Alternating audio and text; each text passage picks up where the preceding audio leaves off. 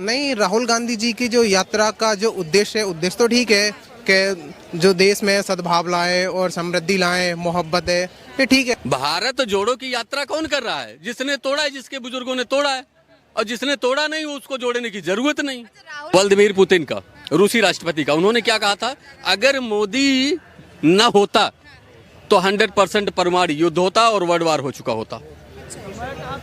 ठीक है, अभी क्योंकि हम चाहते हैं कि हमने कांग्रेस को भी मौका दिया था और हमने बीजेपी को भी 10 साल मौका, लगभग हो जाएंगे 10 साल हो जाएंगे। हम किसी और को चाहते हैं, हम उब गए इन दोनों से अब, क्योंकि 10 साल में मोदी जी ने बहुत वादे किए थे। वे किसानों की मतलब आमदनी दुगनी कर देंगे और युवाओं को रोजगार देंगे, पर लेकिन मोदी जी ने कुछ नहीं किया। उसके बदले में उन्होंने अग्निवीर ला दी 4 साल की। किसानों का जो भविष्य है उसे खतरे में कर दिया, जो मतलब युवाओं का भविष्य खतरे में कर दिया। किसानों का तो कर ही दिया। किसानों में तो अब आज के समय में देख लो, किसानों के पास ना तो आमदनी दुगनी, ना खाने को कुछ, बहुत स्थिति खराब है। और जीएसटी ला दी, जिससे क्या हुआ, जो छोटा मोटा व्यापारी वर्ग था उसकी भी कमर तोड़ दी मैं। तो हम किसी और को चाहते हैं। अच्छा, राहुल गांधी आपको कैसे लगता है? भारत जोड़ो यात्रा निकाल रहे हैं, क्या लगता है कि 24 में इसका प्रभाव पड़ेगा? नहीं, राहुल गांधी जी की जो यात्रा का जो उद्देश्य है, उद्देश्य तो ठीक है कि जो देश में सद्भाव लाए और समृद्धि लाए, मोहब्बत है, ये ठीक है, सद्भाव ठीक है, पर राहुल गांधी जी का इतना असर नहीं होगा, क्योंकि जो एक जमीनी नेताओं के जो गुण होते हैं वो शायद कम है राहुल जी में। अच्छा, राहुल गांधी ने अपनी जो यात्रा निकाली उसका नाम रखा भारत जोड़ो यात्रा। तो मैं आपसे सवाल पूछना चाहती हूँ, क्या भारत के टुकड़े हो चुके हैं जो नाम रखा है भारत जोड़ो यात्रा? नहीं, भारत के कांग्रेस की जी, क्या कह रहे हैं? कांग्रेस की नज़र में ऐसा ही है, भारत के टुकड़े कांग्रेस ने कर दिए हैं। ठीक है, इसलिए भारत जोड़ो। और रही बात ये जो किसानों की आय दुगनी नहीं हुई ना, इसका कोई डाटा एक्सप्लेन करके बताएगा किसानों का आय दुगनी कैसे नहीं हुई? जो गेहूं का रेट 15-16 रुपए था, आज क्या रेट है गेहूं का? 26 रुपए है। बढ़ा कि नहीं बढ़ा?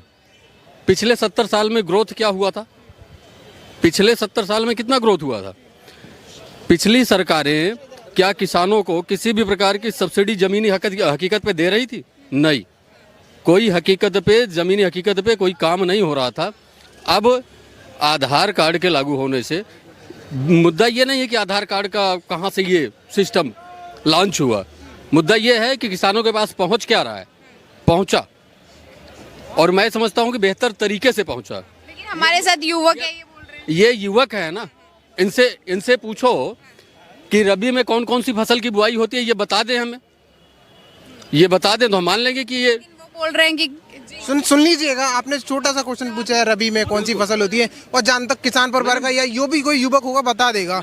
मैंने आपसे यही पूछा कि एक सेकंड रबी में कौन कौन सी फसल की बुआई होती है, आपके लिए वो केवल इतना बता दें हमें। मैं बता रहा हूँ, जो रबी में मेन फसल होती है, जो हमारे यूपी में होती है, वो तो गेहूं की होती है सर। इसके अलावा सरसों है, आलू भी होता है, और भी मैं बता। आप बोलना है तो फिर आप ही आ जाओ फ्रंट पे। नहीं, मौका मिलेगा। और भी फसलें हैं यूपी में, तो बहुत सारी। यूपी तो वैसे भी उपजाऊ है, तो वो फसलों के लिए जाना जाता है। और ये बोल रहे हैं किसानों की आय, मतलब ये इन्होंने बताया था कि 2000 रुपये कुंटल था, 2600 हो गया। पहले यूरिया का कट्टा आता था 50 किलो का, ठीक है, और वो शायद 900 या 800 के समथिंग आता होगा, मुझे इतना याद नहीं है। अब वो कट्टा आ रहा है 1200 का, और उसमें भी 45 किलो, मतलब 5 किलो कम कर दिया। मतलब कट्टा भी बढ़ा दी, उसकी रेट भी बढ़ा दी, और उसका वेट भी कम कर दिया। और फिर आप बोल रहे हो कि साहब इतने 2600 में बिच रहा है। महंगाई की बात आ गई सर यहाँ पे। हाँ बिल्कुल, ये जो महंगाई की बात है, सारी महंगाई केवल खाद पे दिख रही है। केवल सिलेंडर भी महंगा हो गया, खाद और सिलेंडर पे ही महंगाई दिख रही है। इलेक्ट्रिसिटी भी महंगी हुआ कह रहे हैं। इससे किसानों का नुकसान कहाँ पे है, जरा बताएंगे हमें आप? किसानों को आज भी यूनिट के हिसाब से बिजली का बिल नहीं देना पड़ता। जो भी समरसिबल लगे हुए हैं, वो समरसिबल एचपी के ऊपर उनका बिल चलता है ना, तो उसमें तो किसानों का कोई फर्क पड़ा नहीं। सर बोल रहे हैं कि किसान तो घाटे में गए नहीं, फिर आप कैसे बोल रहे हैं कि किसान घाटे में? ये आधारभूत बातें नहीं है, किसान घाटे में नहीं है। जमीन स्थिति जाके देखिए, किसानों की क्या कंडीशन है। इतनी जर्जर कंडीशन कर दी है किसानों की, युवाओं की। आपने कहा कि किसानों को एकदम मटियामेट कर दिया मोदी सरकार ने। मैं मोदी सरकार का पक्षधर नहीं हूँ, मैं काम का पक्षधर हूँ, ठीक है। तो मोदी सरकार ने अगर गेहूं के दाम बढ़ाए हैं तो खाद का रेट भी बढ़ा, कोई बहुत बड़ी बात नहीं है। अगर आप इसको कंपैरिजन करेंगे तो गेहूं का रेट ज़्यादा बढ़ा है पिछली सरकारों में, और इस सरकार में गेहूं का रेट ज़्यादा बढ़ा। सब्सिडी ज़्यादा प्रोवाइड की गई है। पहले खादों के लिए या एक सिलेंडर के लिए आज के 15 साल पहले, तब भी मैं दिल्ली आता था। मैंने देखा था लोग अपने नौकरी को छोड़ के ऑफिस जाना या फैक्ट्री जाना छोड़ के दिन भर सिलेंडर के लिए लाइन लगाते थे। ठीक है, अगर कोई आदमी उस वक्त 400 रुपए की दिहाड़ी कर रहा था, 400 का सिलेंडर लिया, ठीक है, फिर भी उसका 800 गया ना, पड़ा तो उसको 800 का। आज हम सीधा 800 का ले रहे हैं, बगैर नुकसान के आज हम सीधा ले रहे हैं, टेंशन फ्री। जब चाहते हैं शाम को सिलेंडर खत्म हुआ, सुबह हाजिर है, और क्या चाहिए। बेरोजगारी को कैसे देखते हैं? बोल रहे हैं कि बेरोजगारी भी काफी बढ़ गई है। बेरोजगारी आज भी उन्हीं युवकों के लिए बेरोजगारी है जो काम करना नहीं चाहते। पूरे देश में, भारत में ही नहीं, वर्ल्ड के जितने भी स्टेट्स हैं, किसी भी स्टेट्स में कोई भी गवर्नमेंट अगर अपने सभी नवयुवकों को रोजगार दे दे तो आप बताइए, ये संभव नहीं है। इसके लिए सभी रोजगारों को तमाम तरीके की ट्रेनिंग मिलती है। ठीक है, सरकार किसी की भी रही हो, हर सरकार में मिलता है। कौशल विकास मिशन योजना और भी तमाम उन योजनाओं को समझो, उसके लिए आप रोजगार केंद्रों से संपर्क करो, जिला उद्योग केंद्र से संपर्क करो, कृषि उद्यान अधिकारी से संपर्क करो। ये तमाम जो अधिकारी बैठे हुए हैं वो आपको बताएंगे। आप अगर जमीन से जुड़े हुए हैं, और मैं ये समझता हूँ कि आज की डेट में अगर किसी के पास 1 एकड़ भी जमीन है और वो ये कहता है कि मैं बेरोजगार हूँ, तो मैं मानने को तैयार नहीं हूँ। क्यों? 1 एकड़ जमीन में अगर आप बहुउद्देशीय खेती करते हैं तो मैं इस बात की गारंटी देता हूं कि आप पूरे साल में कम से कम 8 लाख रुपए कमा सकते हैं। अगर सर आपने जो ये बातें करी किसानों के हित में करी, लेकिन युवा कह रहा है कि मोदी जी ने जो ये अग्निवीर वाली जो ये स्कीम लेकर के आए थे, इससे मतलब कोई फायदा नहीं है। 1 मिनट हो गया, आपको क्वेश्चन मैं बता रहा हूँ। ठीक है, इससे हाँ बिल्कुल, इससे ये होगा ना कि जो युवक टैलेंटेड हैं, ठीक है, पहले तो दे लेके काम चल जाता था। ठीक है, जो युवक टैलेंटेड हैं वो 4 साल बाद फिर से उनका परीक्षण होगा, पता लग जाएगा कि वास्तव में सही है या गलत, वो आगे प्रमोट किए जाएंगे। सर ने आपको बता दिया, अब आप कैसे देखते हैं? यही नहीं, भारत को छोड़ के आप किसी और कंट्री में भी देख लीजिए, तमाम कंट्रियों में ये चीजें लागू है, पहले से लागू हैं। वहां तो इसका विरोध नहीं है। यहाँ विरोध इसलिए है ना कि एक बार कुर्सी पकड़ के मिल जाए तो फिर 80,000 पेमेंट लेंगे। 80,000 की काबिलियत है, हाँ 80,000 की काबिलियत है या नहीं, ये जो 80,000 वाली बात है ना, वो दिमाग में गूंज रही, इसलिए उन्हीं युवकों को तकलीफ है। वो युवक जो देश का विकास चाहते हैं, जो 1 मिनट, वो युवक जो देश का विकास चाहते हैं, जो समाज का विकास चाहते हैं, वो इस चीज के लिए अग्री नहीं। वो ये कहेंगे हम 20,000 लें या 25,000 लें, हमारे जैसे 3 और हमारे भाई आए, उनके भी परिवार पले, ये है विकास। अब जवाब ले लेते जी। मैं ये पूछना चाहता हूँ, चलो बता दिया उन्होंने, जवान अगर -15 डिग्री में बॉर्डर पे मरता है, उसको आप बोल रहे हो कि उसको पेंशन देना बेकार है, और जो मंत्री विधायक एक बार बन जाते हैं उन्हें जिंदगी भर की पेंशन मिलती है। अभी आप पेंशन की बात कर रहे थे, अभी अग्निवीर की बात कर रहे हैं, आप टॉपिक चेंज कर रहे हैं। आपने पहले अग्निवीर की बात कर लेते ना, आपने बोला सर ने आपको चीजें बताई, अब आप कैसे देखते हैं? क्या लगता है सही है, मतलब सही हुआ या नहीं हुआ कि अग्निवीर स्कीम जो है वो होनी चाहिए, नहीं होनी चाहिए, आगे इसको क्या बोले? युवाओं के तरीके से मैम बहुत गलत है, बहुत गलत है। युवाओं को इसके बाद भविष्य नहीं है ना, 4 साल के बाद युवाओं का भविष्य खतरे में है। क्या कहूँ मैं? सभी युवाओं को कोई भी सरकार आए संपूर्ण तरीके से रोजगार उपलब्ध नहीं करा सकती। कोई भी सरकार हो, सभी युवाओं को रोजगार नहीं मिल सकता। युवाओं को स्वयं और बहुत सारी चीज स्वयं से करनी होगी। केवल गवर्नमेंट के भरोसे बैठ के कि सरकार हमें नौकरी देगी तो हम काम करेंगे, ये पॉसिबल नहीं है। दरवाजा खटखटाना आना चाहिए, बेल बजाना आना चाहिए, इतना हौसला होना चाहिए। और जिस व्यक्ति के अंदर या जिस युवा के अंदर इतना हौसला नहीं होगा, ठीक है, वो केवल बातें कर सकता है। अब थोड़ा सा बात मैं करूं जवानों की सरहद पे, ठीक है, जवानों की पेंशन बंद कर दी गई ना, ये कहा जा रहा है। आगे क्या किया गया वो नहीं समझ में है। ये कहने वाले तब कहाँ थे जब हमारे जवानों के पैरों में जूते नहीं होते थे। जिस -5 डिग्री टेम्परेचर की बात हो रही है, ठीक है, ये बता रहे हैं ना, ये ट्रेनिंग, ये कभी आर्मी की ट्रेनिंग सेंटर तक गए नहीं होंगे। ठीक है, मैंने आर्मी की नौकरी 5 साल करने के बाद छोड़ी है। यस, ठीक है, अब तो कम से कम हमारे जवानों को सारी फैसिलिटी तो मिल रही है। ये क्या कम है?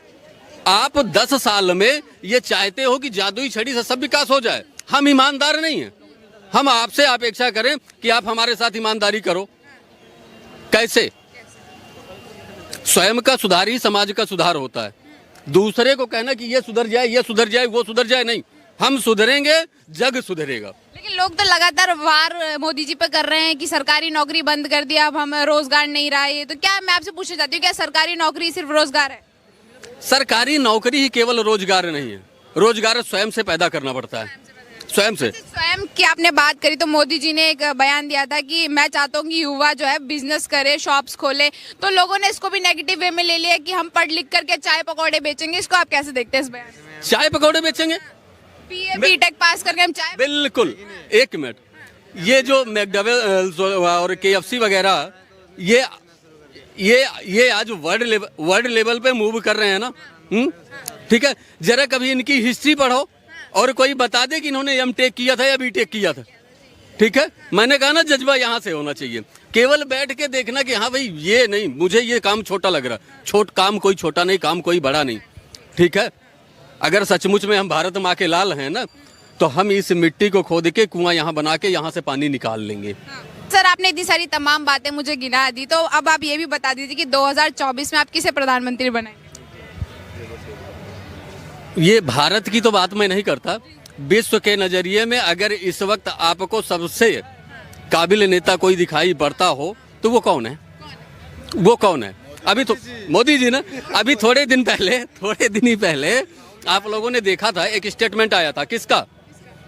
व्लादिमीर पुतिन का, रूसी राष्ट्रपति का। उन्होंने क्या कहा था? अगर मोदी न होता तो 100% परमाणु युद्ध होता और वर्ल्ड वार हो चुका होता। ठीक है, अभी आप समझो विश्व की महाशक्तियां क्या कह रही हैं कि मोदी ना होता तो वर्ल्ड वार हो गया होता। अरे क्या चाहिए आपको? आज वही लोग हैं, आज लोग वही हैं। ठीक है, लेकिन आज प्राइम मिनिस्टर जब हम भारत का जाता है तो लोग लाइन से खड़े होते हैं सम्मान में। आखिर कुछ तो दम होगा उस माई के लाल में, कुछ तो दम होगा उस माई के लाल में। तो जो उसका दम है ना, जो उसका दम है, हम यहाँ से खड़े होके आंक सकते हैं अरे भाई उसकी टीम ठीक नहीं काम कर रही है। लेकिन कभी ये सोचो कि शीर्षज्ञ लीडर क्या आपका गलत है तो पता लगेगा नहीं। और किसी की टीम ऐसी पूरी हो नहीं सकती जिसमें सब ईमानदार हों। अच्छा, आपने विश्व की स्तर की आपने बात करी कि विश्व उन्होंने मोदी जी ने जोड़ दिया, लेकिन कांग्रेस पार्टी उन पे आरोप लगाती है कि मोदी जी ने अपना ही देश तोड़ दिया, अपने ही देश को हिंदू मुस्लिम में बांट दिया। क्या ऐसा है? भारत आज से नहीं बटा हिंदू मुस्लिम में। जब मोदी जी पैदा नहीं हुए थे उसके पहले ही भारत हिंदू मुस्लिम में बढ़ चुका था। ठीक है, उस वक्त RSS का जन्म नहीं हुआ था, विश्व हिंदू परिषद का जन्म नहीं हुआ था। ठीक है, पाकिस्तान क्यों बना, बांग्लादेश क्यों बना? हिंदू मुस्लिम की वजह से ही बना ना। उस वक्त मोदी कहाँ थे भाई? मोदी तो उस वक्त थे नहीं। तो ये हिंदू मुस्लिम की जो बात है ना, इस पॉइंट, इस व्यू का जन्म देने का काम ही कांग्रेस ने किया है। हाँ, लेकिन वो तो निकले हैं ना भारत जोड़ने के लिए। भारत जोड़ने के लिए? फिर वही बात, तोड़ा है उन्होंने तो निकलेंगे ही जोड़ने के लिए ना। भारत जोड़ो की यात्रा कौन कर रहा है? जिसने तोड़ा है, जिसके बुजुर्गों ने तोड़ा है। और जिसने तोड़ा नहीं उसको जोड़ने की जरूरत नहीं। अच्छा, राहुल गांधी ने भारत जोड़ो यात्रा में एक लाइन बोली थी, बयान दिया था। उन्होंने बोला था कि मैं नफरत के बाजार में जो है मोहब्बत की दुकान खोलूंगा। इस लाइन को आप कैसे देखते हैं? नफरत की बाजार में मोहब्बत की दुकान, बिल्कुल सही बात है। देखिए, खानदानी असर 100% होता है। आप इस बात को मानिए, हंसो मत यार, ये सच है। अरे राहुल गांधी की माता जी कैसे आई थी भारत? नफरत की बाजार में मोहब्बत का दुकान। ठीक है, तो जिसके उसमें ही हो तो उसके DNA में क्या कह सकते हो? यही कह सकते हो। कभी आप ये सवाल करो कि क्या वास्तव में राहुल जी ब्रह्मचर्य का पालन करते हैं? आप क्या मानते हो मैम इसमें? इतनी उम्र होने के बाद 48-50 साल का व्यक्ति बुढ़ा होता है, युवा नहीं। 48-50 साल का हो गया, आपको क्या लगता है कि अगला ब्रह्मचर्य का पालन करता है? ब्रह्मचर्य का पालन करता है तो इंडियन एयरपोर्ट पे जाने के बाद अपनी सारी सुरक्षा वहीं छोड़ के अकेले विदेश जाना किस वजह से? कारण 3 होंगे। 3 कारण है। ठीक है, 3 कारण क्या है? पहली बात, ब्लैक मनी का पता ना लगे। दूसरा, जो बीवी बच्चे होंगे कहीं उनका भी पता ना लगे। ठीक है, और तीसरा कि अगर हम कुछ भी देश तोड़ो और जोड़ो के खिलाफ कुछ करें ना, उसका भी पता किसी को ना लगे।